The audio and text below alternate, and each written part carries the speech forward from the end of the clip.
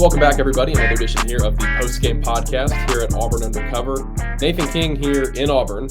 Patrick Bingham there in Oxford, Mississippi, where Auburn basketball just pulled off its fifth road win of the SEC season. Now 5-0 in SEC road games, 8-0 in SEC play, taking down Ole Miss on the road 92-82 here on Saturday afternoon.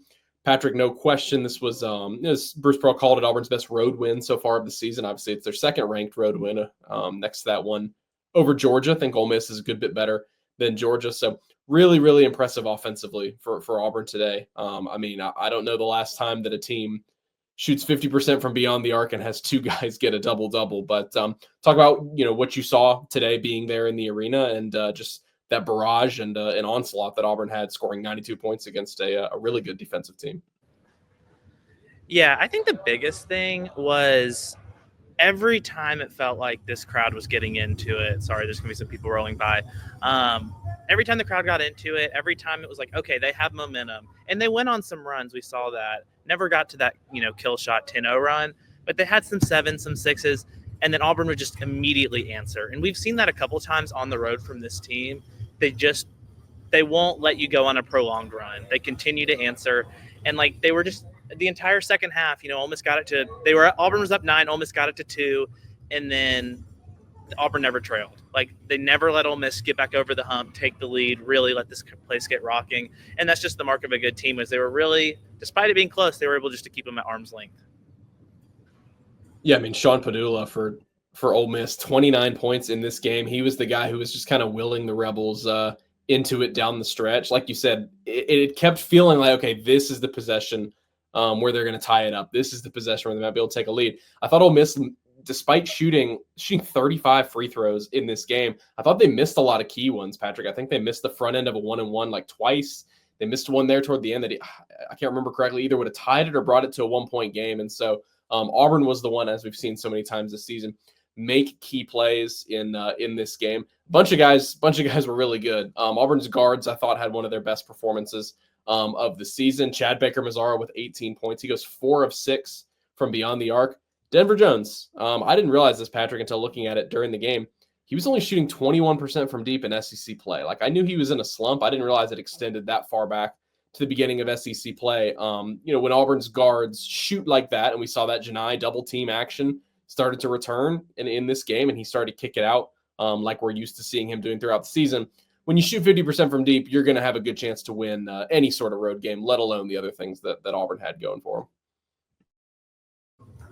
Yeah, sorry, another person rolling by. And I think Chris Beard said it post-game. He was like, if a team makes 14 threes, if Auburn makes 14 threes, they're not losing again this season. Chris Beard tried to say it was Auburn's best performance of the season. Auburn was up 30 against Purdue, so I don't know if I agree with that. But, and it just, again, the threes were kind of that answer where it's and Bruce talked about it, you'd get an offensive rebound, they were able to kick it out and just drill it. But there were so many times, we joke about road game miles, but, really all the guards. And I was kind of wondering after that Tennessee game, okay, Tennessee, obviously known for their defense. That's probably Auburn guards. It was offensively their worst performance. Now we understand why.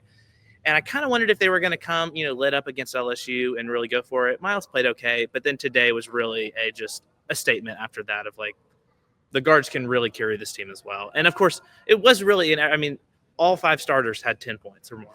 So, when that happens, it's just so hard to beat this team because, Chris Beard talked about it. It's you lock down Broom, the guards go crazy.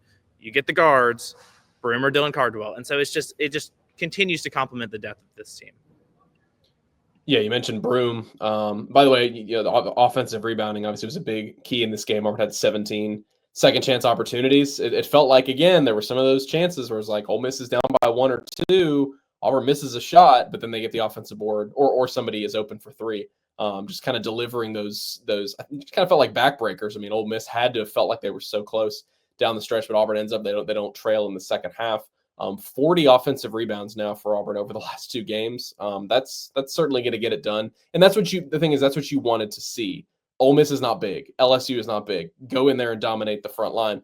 Speaking of which, Patrick, I don't know if we have the stat for this or the last time that Auburn had 2 guys with double-doubles. I don't know off the top of my head, but both Janai Broom and Dylan Cardwell were fantastic in this game.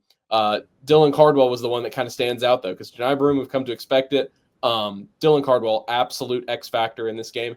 And he made his free throws. Looking here, 4 of 5 from the foul line, had a huge 2-for-2 trip. One of the best games I've seen him play this season for sure.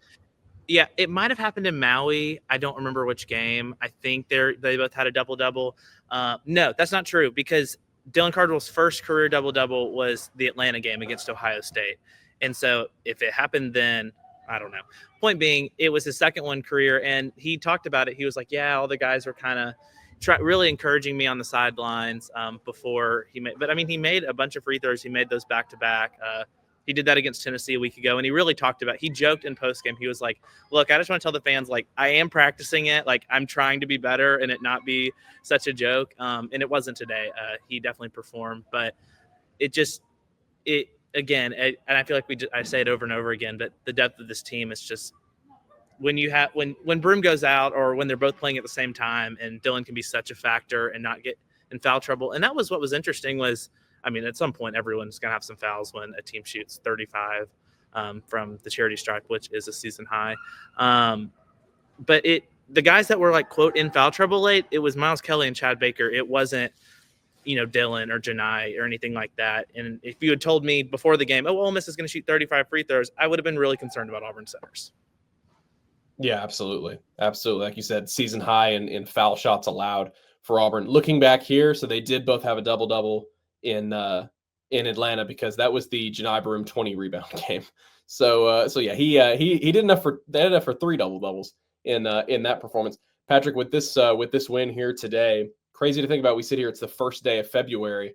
Auburn has clinched a winning road record in the SEC. That in the early schedule here, they're playing more road games than away games, or excuse me, more road games than home games. So this was their 5th road game of the season of the SEC slate so far. Now 5-0 in SEC road games. When you look at what they have coming up, I mean, the fact that they still have to go to Vanderbilt, which Ole Miss is probably a little bit better, but still it's a tough game. But you look at, I mean, it's those 3 after that: Alabama, Texas A&M, and Kentucky, all on the road. When you look at that and that stretch that you're going to have to navigate, it is so important that Auburn got out of this 5-0 on the road, because I mean, it's not all gravy, obviously. You're still trying to win the league, and now you're 8-0 in SEC play. But for their SEC championship chances, the fact that they've been able to take care of business so many times out on the road is obviously so important for this team. Yeah, and you would think like, oh, they now have 13 quad one wins, and it's like, well, maybe it'll get a little bit easier. 7 of Auburn's remaining 10 games are against quad one opponents, so that is just life in the SEC. So they could certainly chase down UConn's record of 18. But yeah, you said it's February, and they already have a 20-win season, and it's the first day of February, so the resume continues to be nuts. It will remain. I mean, they could lose the next several, and their resume is still insane. And so that's just a testament to this team and where they put themselves. But yeah, it's just winning on the road in the SEC. It's so difficult. And so to be able to take advantage of, South Carolina could have got away from you, or Georgia could have gotten away from you, certainly at the end. LSU, not really, but they just continue to find a way to win and give themselves a really good chance to cut down the nets for the regular season in March. Yeah, I mean, at the end of the day, they all count the same in the tournament race, or excuse me, in the SEC regular season race, right? I mean, all your games are exactly the same. There's no tiebreakers when it comes to your 18 games in the SEC regular season. So every single one is big.